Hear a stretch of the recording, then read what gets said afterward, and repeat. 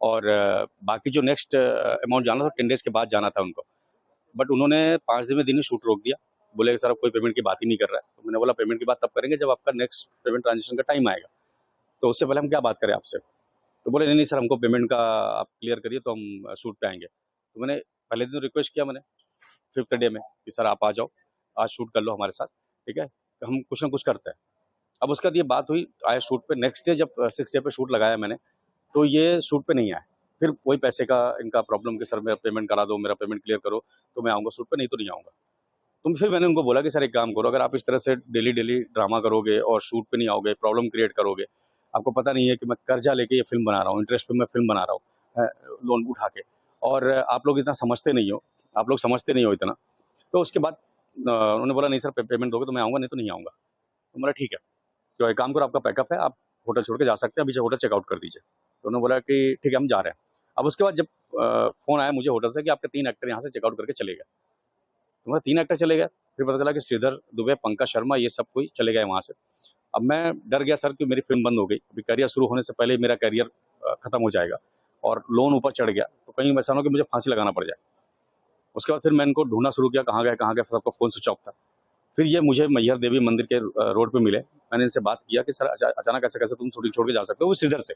सत्येंद्र से कुछ नहीं बोला, मैंने बस उनको पैकअप बोल चुका था मैं। तो श्रीधर ने बोला कि तुमने इसका पैकअप क्यों बोला?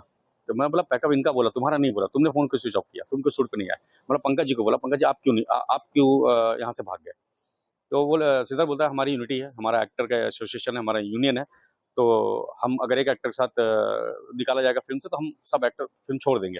तो बोला ऐसा किसी सिंटा में रूल नहीं है, ऐसा कुछ नियम नहीं है कि ऐसा किया जाए, कि एक एक्टर वो करेगा तो सबको छोड़ के चले जाएँगे। मतलब कोई एसोसिएशन गलत कभी का साथ कभी नहीं देता।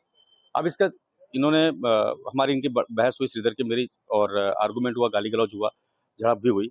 उसके बाद ये पुलिस स्टेशन गए, वहाँ पे हमारा इनका समझौता हुआ, उसके बाद ये शूट पे कंटिन्यू करने के लिए तैयार हो गए। इस पूरे मैटर में सबका इसका सत्येंद्र सोनी का कोई भी लेना-देना नहीं था। अब जब शूटिंग हमारी कंटिन्यू हो गई, हम शूट करने लगे, तो होटल होटल के मालिक ने हमको वहाँ से निकाल दिया कि भई ये लड़ाई तुम लोग करते हो, होटल खाली करो। अब होटल खाली करके मैं कहीं और शिफ्ट करा था यूनिट को। 3 दिन ये वहाँ पे रुके, आराम से रह रहे थे, खा पी रहे थे, घूम फिर रहे थे पूरे शहर में। कहीं से भी कोई एविडेंस निकाल सकते हो आप, इनके साथ कोई गलत नहीं हुआ पूरे शहर में। इसके बाद फिर जब हम वहाँ पे 3 दिन बाद शूट स्टार्ट करने का प्लान किया शूट का, तो पता चला फ़ोन का कि तीनों एक्टर होटल चेकआउट करके चले गए। ये 3 साढ़े 3 4 बजे की बात है शाम की, चेकआउट करके चले गए। अब उसका फिर मैंने इनको कॉल नहीं, एक ही कॉल किया था श्रीधर दुबे को, उसके बाद मैंने किसी को कोई कॉल नहीं किया। और फिर ये वहाँ से निकले, बरही एक जगह है वहाँ पे गए, शादी अटेंड की है। शादी अटेंड करने के बाद फिर दूसरे दिन कटनी पहुँचे, वहाँ से ट्रेन पकड़े, बॉम्बे पहुँचे, और बॉम्बे पहुँच के फिर ये सारा वीडियो उन्होंने इस तरह से डाला। तो उनका बदला यही था कि जो मैंने उनको पैकअप बोल दिया कि भई आप जाइए, आपका पैकअप है। तो उस बात को लेके ये सारी चीज़ें इतना इश्यू बनाया इन्होंने, और सारा मतलब करियर मेरा शुरू होने से पहले खत्म करने के कगार पे लाके मुझे खड़ा कर दिया। तो इससे पहले भी आप सत्येंद्र के साथ कोई मूवी बनाए थे? नहीं, सत्येंद्र के साथ मेरी पहली फ़िल्म थी। हाँ, ये इस फ़िल्म की तैयारी हम ज़रूर पिछले डेढ़ 2 साल से कर रहे थे, बिकॉज़ नया डायरेक्टर हूँ सर, स्ट्रगल करता हूँ। फाइनेंसर, प्रोड्यूसर को कन्विंस करना बहुत मुश्किल होता है, तो कैसे-कैसे करके कन्विंस किया मैंने वहाँ पे एक इन्वेस्टर को कि अपने मेरा ज़मीन-वमीन भी है, कि अगर कुछ नहीं हुआ सर तो मैं अपनी ज़मीन-वमीन गिरवी रख दूँगा आपके पास, आप उसको वो कर लेना, रिकवरी कर लेना अपना। इस तरह से मैं ये फ़िल्म बना रहा था। तो सबको सपोर्ट चाहिए था, सारी चीज़ें थी। बट पहले स्टार्टिंग हर कोई बोलता है, "अरे सर करो, हम सबके साथ हैं।" फिर हर कोई पैसे पे आ जाता है कि पैसा, पैसा, पैसा। तो कहीं पे भी इन्होंने सपोर्ट नहीं किया, और इनको जो मैंने पैकअप बोला वो इनके ईगो पे लगा, और उसी चीज़ का बदला लेने के लिए, और स्पेशली श्रीधर दुबे के कहने पे ही इन्होंने सब कुछ किया। हालाँकि जो हमारी झड़प हुई थी, गाली-गलौज श्रीधर दुबे के साथ हुई थी। वो सामने नहीं आए, उन्होंने इनको सामने किया, क्योंकि बच्चा फेस है, इनोसेंट दिखते हैं, तो लोगों की सिम्पैथी इनको ज़्यादा मिलेगी, और वही हुआ। उसी चलते इन्होंने अच्छा सोशल मीडिया पे इन्होंने मेरा नंबर डाल दिया। मुझे कम से कम इतनी गालियाँ, इतने धमकी फ़ोन पे आ रहे थे, मैं फ़ोन उठा रहा था मैं। फिर बाद में मैंने फ़ोन उठाना ही बंद कर दिया, किसी की फ़ोन नहीं उठाता था मैं। तो इस तरह से ये टॉर्चर किया मुझे, और मेरे ऊपर कर्जा हो गया 100 लाख, मेरी फ़िल्म बंद हो गई 100 लाख। तो वही समझ नहीं आ रहा कि मैं क्या करूँ? एंड थैंक यू आप सो इस मच। पूरे प्रकरण का लीगल कार्रवाई करेंगे कुछ? जी, जी, बिल्कुल, बिल्कुल। मेरे पास सारे डॉक्यूमेंट्स हैं, सारे लीगल प्रूफ़ हैं, जो इनकी मेरी कन्वर्सेशन हुई है, मेल से लेके एग्रीमेंट, कॉन्ट्रैक्ट सब। तो इसका मैं लीगल करूँगा, क्योंकि अभी मैं वही लीगल अपने लॉयर से बात करके ही सारी चीज़ें, जिसकी वज़ह से अब मैं मीडिया के सामने आ रहा हूँ, क्योंकि मैं अपना पक्ष रखने में लेट हुआ, इसी वज़ह से लेट हुआ। तो मैं अपनी कार्रवाई करूँगा, क्योंकि मैं कहीं गलत नहीं हूँ, इन लोगों ने गलत किया है हमारे साथ। Thank you so much sir कि आप लोगों ने मौका दिया है अपनी बात रखने का मुझे। सत्येंद्र सोनी आरोप लगा रहे हैं रोते हुए, क्या कुछ पूरा मामला है? मेरा नाम प्रगति चौहान है और मैं इस फिल्म पेट पालकी की लीड एक्ट्रेस हूँ।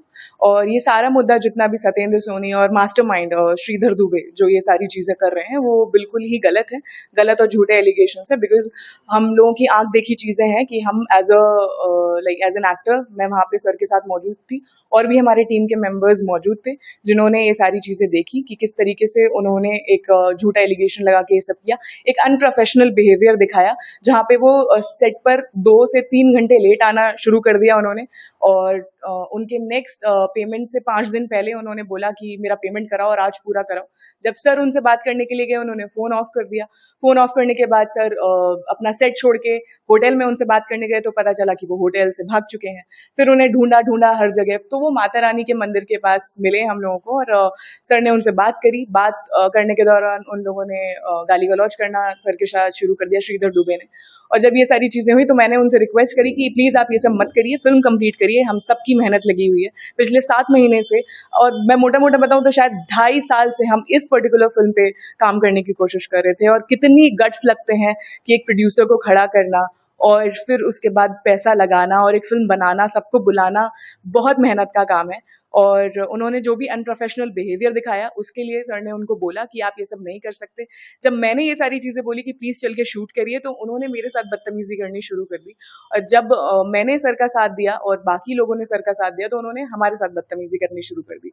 फिर इस दौरान ये पूरा मुद्दा पुलिस के पास पहुंचा और पुलिस के सामने श्रीधर दुबे ने और सत्येंद्र ने पाँव पकड़ के मेरे से माफ़ी मांगी और उसके बाद वहाँ लिखा कि मैं पूरा शूट कंप्लीट करके जाऊंगा और साइन किया। जो भी उनका अमाउंट था, जो भी सारी चीज़ें थी, वो सारी चीज़ें उन्होंने मेंशन करी। और एटलीस्ट किसी भी एलिगेशन को लगाने से पहले इन लोग को ये सोच लेना चाहिए कि आप को अगर प्रॉब्लम थी तो आपने अग्रीमेंट पढ़ा होगा और आप ये सोचो कि थोड़ा सा आपका, क्योंकि आपको 4 लोग जानते हैं इंडस्ट्री में, तो आप हमें दबा लोगे या फिर इस तरीके से कोई भी एलिगेशन करके डरा लोगे, धमका लोगे। सो आई डोंट थिंक सो कि ये अब होने वाला है।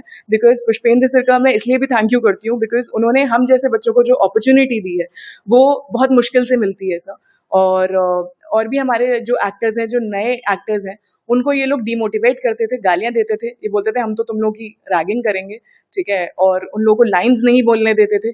इस तरीके का हरासमेंट ये लोग सेट पे करते थे। एंड मोर ओवर बहुत सारी लड़कियों की भी मेरे पास कंप्लेन आई कि श्रीधर दुबे टुवर्ड्स फीमेल बहुत अजीबोगरीब बिहेवियर रखते हैं और बहुत सारे ऐसे जोक्स मारते हैं जो उनको पसंद नहीं आता। अब क्योंकि उन्होंने पुलिस के सामने अपॉलॉजी की और सारी चीज़ों की माफ़ी मांगी तो हमने उनको एक चांस देना उनको सही समझा और उसके दूसरे दिन वो फिर भाग गए। और इस दौरान वो चिल कर रहे हैं, सेल्फीज ले रहे हैं, दारू पी रहे हैं, शादियों में जा रहे हैं, सब कुछ कर रहे हैं।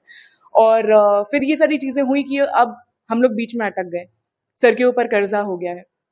अब मुझे बताइए कहाँ से जो इनका बिहेवियर है एक प्रोफेशनल बिहेवियर है और किसी भी तरीके से कोई भी पेमेंट डिले, कुछ भी ऐसा नहीं हुआ है। उन्हें अगर लगता है कि इन सारे टॉपिक से या इन सारी टीआरपी से उनका कोई बेनिफिट है तो मुझे नहीं लगता, बिकॉज सच्चाई कभी नहीं छुप सकती, आज नहीं तो कल वापस आएगी। और मैं बिलीव करती हूँ पेपर वर्क पे, और जो पेपर उन्होंने हमारे साथ साइन किए हैं, जो बातचीत हुई है, जो कन्वर्सेशंस हुए हैं, जो व्हाट्सएप चैट्स हुए हैं, वो एंटायर प्रूफ है हमारे पास। और उन्हें अब सोचना चाहिए कि उन्हें अपने आप को बचाने के लिए अब क्या करना चाहिए, बिकॉज वो लोग तो जो उन लोगों को झूठे एलिगेशंस लगाने थे या जो भी उनको करना था उनके माइंडसेट के हिसाब से वो कर चुके हैं। और अब क्योंकि हमें भी एक जवाब देना था तो इस वजह से हमने एक प्रेस कॉन्फ्रेंस रखा जिससे हम आपके थ्रू अपनी बात ऑडियंस तक पहुंचा पाए।